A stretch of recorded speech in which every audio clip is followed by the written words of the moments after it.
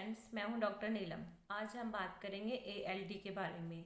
ALD यानी कि alcoholic liver disease. जब आपके लीवर सेल्स में जो डैमेज है वो अल्कोहल की वजह से होता है। अल्कोहल जो है लीवर सेल्स को डैमेज करती है, उसमें इन्फेक्शन करती है, स्वेलिंग करती है, इन्फ्लामेशन करती है, तो उसको अल्कोहलिक लीवर डिसीज़ कहा जाता है। आपको पता है कि जो लोग अल्कोहल लेते हैं, शराब लेते हैं, दारू किसी भी कंडीशन में लेते हैं तो वो लीवर के ऊपर साइड इफ़ेक्ट करती है। मतलब लीवर सेल्स का जो डैमेज होना है उसका डायरेक्ट रिलेशन होता है ड्रिंक के साथ।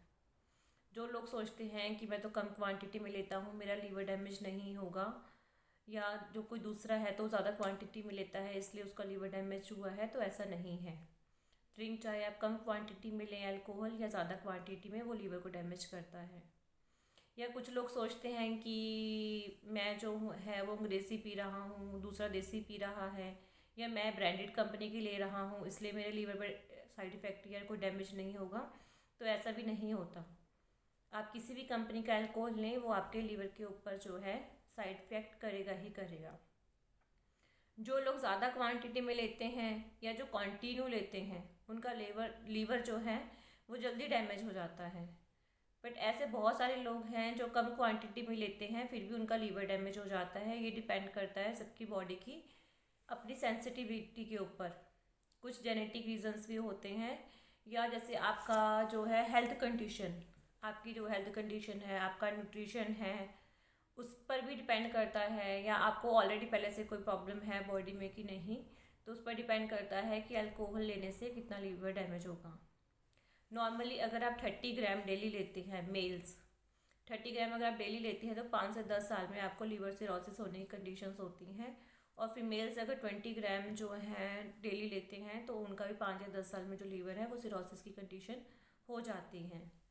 फीमेल्स में जो ड्रिंक लेती हैं या अल्कोहल यूज़ करती हैं उनका लीवर जल्दी डैमेज होता है एज़ कम्पेयर टू मेल्स। अब जो अल्कोहल है वो लीवर को डैमेज कैसे करता है?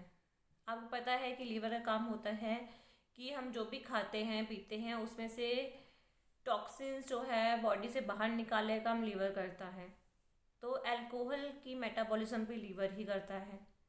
स्टार्टिंग में जब आप अल्कोहल ज़्यादा लेते हैं तो उसकी वजह से फ़ैट के मेटाबॉलिज्म पे इफ़ेक्ट आता है, क्योंकि लीवर जो है फ़ैट को सिंथेसाइज करता है, बनाता है, फ़ैट जो है लीवर बनाता है। और जब आप अल्कोहल का इंटेक ज़्यादा लेते हैं तो ट्राइग्लिसराइड जो है बॉडी में ज़्यादा हो जाता है, क्योंकि फ़ैट की सिंथेसाइज ज़्यादा होती है। तो स्टार्टिंग पे जो इफेक्ट आता है वो ये होता है कि जो पेशेंट अल्कोहल लेते हैं उनमें फैटी लीवर जो है बहुत कॉमनली पाया जाता है। तो फैटी लीवर जो है उसको कोई सिम्टम देता नहीं स्टार्टिंग में, बस हल्का सा किसी को लीवर रीजन पे थोड़ा सा भारीपन लगता है, या टच करने पेन किसी को होता है, या थोड़ा सा गैस्ट्रिक इशूज़ आता है, कोई गैस या एसिडिटी फील होती है, पेट में भारीपन। तो कई बार जब अल्ट्रासाउंड करवाते हैं हम तो उसमें आपका फैटी लीवर आता है। फैटी लीवर का मतलब नॉर्मली फैट इकट्ठा हो जाता है लीवर में, जब भी ज़रूरत से ज़्यादा होने लगता है, धीरे धीरे करके ज़्यादा होता है फैट लीवर में जमा, तो फिर जो फैट है मतलब लीवर है फैट की वजह से उसका साइज़ इंक्रीज़ हो जाता है। तो अल्ट्रासाउंड में लीवर जो है एलार्ज भी आता है। जो साइज़ होता है जैसे लीवर का 11 सेंटीमीटर 12 सेंटीमीटर, तो उसका साइज़ बढ़ा हुआ आता है अल्ट्रासाउंड में, जिसको हिपैटोमेगाली भी कहा जाता है। अब सेकंड कंडीशन ये आती है कि जब ये फैटी लीवर है और आप अल्कोहल का इंटेक लेते जा रहे हैं फिर भी बंद नहीं करते, तो सेकंड कंडीशन आती है हेपेटाइटिस। हेपेटाइटिस का मतलब होता है कि जो अल्कोहल है उसका टॉक्सिक इफेक्ट जो है लीवर के सेल्स के ऊपर आ रहा है, और लीवर के सेल्स जो हैं उसमें स्वेलिंग होना शुरू हो गई, सूजन होना शुरू हो गया, इन्फ्लामेशन होना स्टार्ट हो गया है। अभी ये जो है अल्कोहल, इसकी वजह से क्या है कि पहले जैसे सेल्स डैमेज हुए आपके, तो स्टार्टिंग में तो पता है कि लीवर जो है वो उन सेल्स को जो भी डैमेज होता है रिपेयर कर लेता है। लेकिन आपका जब लंबे टाइम तक आप बार बार अल्कोहल लेते हैं तो अल्कोहल जो है लीवर मेटाबोलाइज नहीं करता। मतलब लीवर को जो है मेटाबोलाइज नहीं करता, तो जो अल्कोहल है वो डायरेक्ट आपकी इंटेस्टाइन में चली जाती है। मतलब इंटेस्टाइन्स में, छोटी आंत में अल्कोहल जो है बिना मेटाबोलाइज हुए चला जाता है। फिर वो ब्लड सर्कुलेशन में जब आपकी जो अल्कोहल जाती है और उसकी वजह से लीवर के सेल्स पर टॉक्सिक इफेक्ट्स आते हैं। दूसरा होता है कि एसिटाल्डिहाइड जो है वो जब एसिडेट पे कन्वर्ट होता है, तो कन्वर्ट जब वो होता है उसके बीच में भी टॉक्सिक प्रोडक्ट बनता है जो कि आपके लीवर को डैमेज करता है। अब क्या होगा, जगह हेपेटाइटिस है अगर आपको और आप अल्कोहल का इंटेक लेते जा रहे हैं, तो अब क्या होगा कि जैसे लीवर के सेल्स हैं वो अपने आप को रिपेयर करने की कोशिश करेंगे। बॉडी हमारी ऐसी है कि कुछ सेल्स डैमेज होते हैं, कहीं कोई इन्फेक्शन हो जाता है, तो हमारी जो बॉडी है उसको रिकवर करती है, ठीक करती है। जैसे हमने देखा होगा कि हाथ पे हमारी बहुत चोट लग जाती है, बड़ा सा कट लग गया, बड़ी सी चोट लग गई, तो उसको हमारी बॉडी अपने आप ठीक करती है, वो चोट अपने आप ठीक होती है, लेकिन उस चोट का निशान रह जाता है। वहाँ के आसपास की स्किन जो है वो हार्ड हो जाती है, स्कारिंग मतलब वहाँ पे रिंकल्स नहीं होते, स्किन जो है स्ट्रेच हो जाती है, खिंच जाती है। तो ऐसा ही लीवर में होता है, जब लंबे समय तक आपकी जो स्किन है वो स्ट्रेच होती है, लीवर के सेल्स डैमेज होते हैं, हमारी बॉडी उसको रिपेयर करती है, तो बार बार लंबा टाइम जो है वो स्कारिंग पड़ती है और फाइब्रोसिस होती है, तो फिर जो है आपकी सिरोसिस की कंडीशन आ जाती है। सिरोसिस की कंडीशन का मतलब होता है कि जैसे आपके लीवर के सेल्स डैमेज हुए, जैसे हेपेटाइटिस था उस टाइम लीवर के सेल्स डैमेज हुए थे, बट उसके काम के ऊपर कोई ज़्यादा खास इफेक्ट नहीं आया था। लीवर जो है अपना काम जो नॉर्मल कर रहा था, जो उसके काम होते हैं बॉडी में, जैसे 300 से ज़्यादा काम करता है।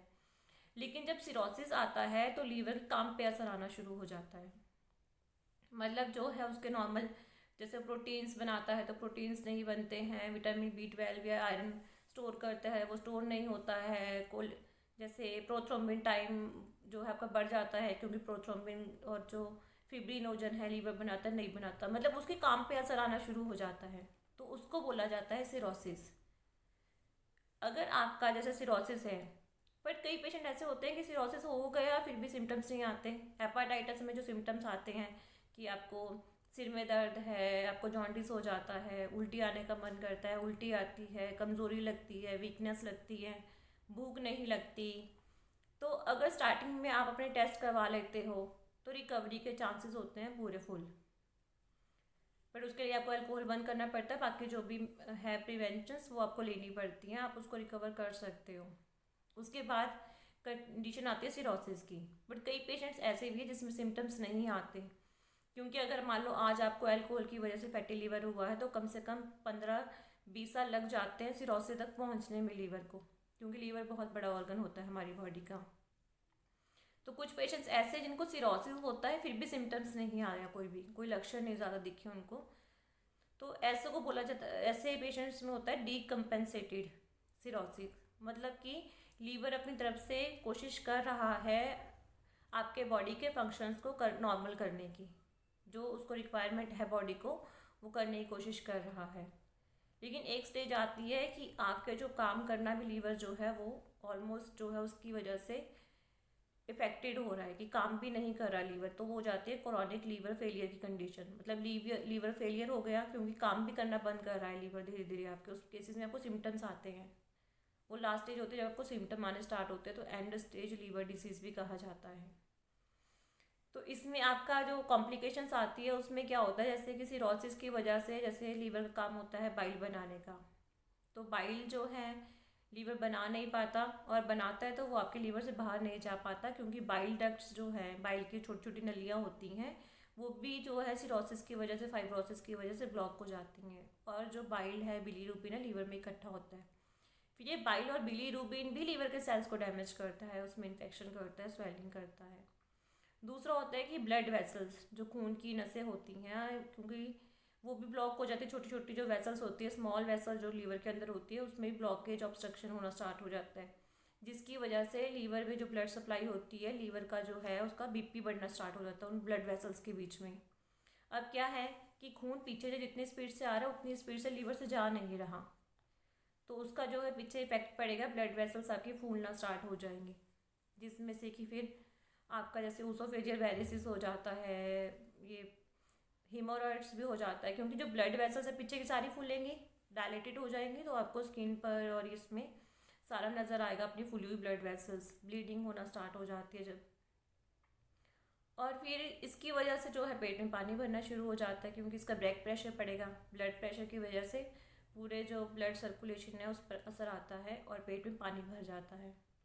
कुछ पानी तो इसकी वजह से भरता है, कुछ जैसे हमारे हाथ में चोट लगती है उसमें से देखा आपने, चोट में से पानी निकलना स्टार्ट हो जाता है, कुछ उसकी वजह से भी लीवर में पानी भरता है, पेट में लीवर की वजह से, और ये लीवर कैंसर हो जाता है, लीवर फेलियर हो जाता है। तो इसलिए आपको प्रिकॉशंस लेना पड़ेगा। अगर आपको लगता है कि आपको सिम्टम्स आए, टेस्ट करवाया आपने, उसमें आपको लग रहा है कि मुझे फैटी लीवर है, हेपेटाइटिस है और सिरोसिस है, तो आपको प्रिकॉशंस लेने पड़ेंगे। और वैसे भी आजकल तो अगर आप कोई भी रूटीनली टेस्ट करवाते हो तो उसमें अर्ली स्टेज में पता चल जाता है। अल्ट्रासाउंड करवा लो, आप LFT करवा लो, ये जो फाइब्रोस्कैन है, इलास्ट्रोग्राफी है, उसमें स्टिफनेस पता चल जाती है मसल्स की, और पता चल जाता है कि सिरोसिस जो है वो किस कंडीशन में है, या आपका लीवर सिरोसिस की तरफ जा रहा है या नहीं जा रहा।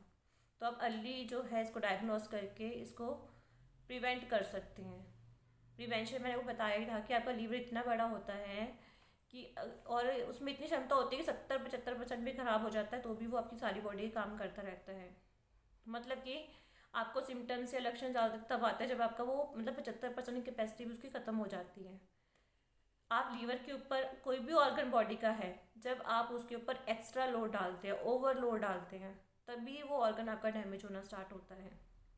अगर हमारा भी शरीर है, अगर हम बिना रेस्ट किए हम सोचे कि हम 15 दिन काम कर ले, महीना बिना रेस्ट किए, और आप काम करके देखो, महीने बाद आपका शरीर ऐसा हो जाएगा कि बस मैं गिर पड़ा बेड पर, अब तो ना मेरे से उठा जाएगा, सारे शरीर में दर्द होगा, बुखार होगा, थकावट होगी, चिड़चिड़ापन होगा।